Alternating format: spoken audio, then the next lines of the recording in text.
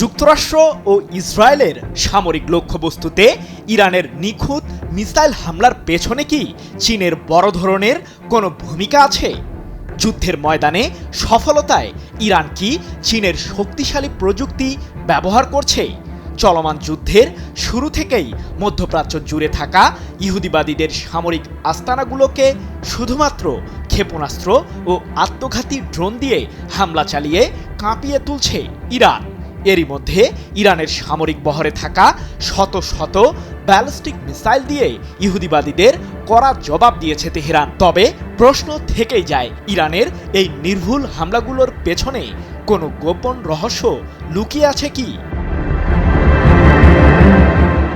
যুদ্ধের ময়দানে মিসাইল ও ড্রোন দিয়ে শত্রুপক্ষের বিরুদ্ধে ইরান ঠিক কতটা শক্তি প্রয়োগ করতে পারে তার জলজ্যান্ত সাক্ষী পুরো উপসাগরীয় অঞ্চল। যুক্তরাষ্ট্রের প্যাট্রিয়ট কিংবা ইসরায়েলের আয়রন ডোম ইরানের মিসাইলের সামনে যেন কোনো এয়ার ডিফেন্স সিস্টেম পাত্তাই পাচ্ছে না।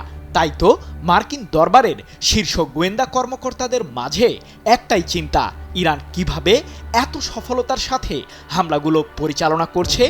এই প্রশ্নের সমীকরণ মেলাতে এখন ব্যস্ত সময় পার করছে ইহুদিবাদীরাও।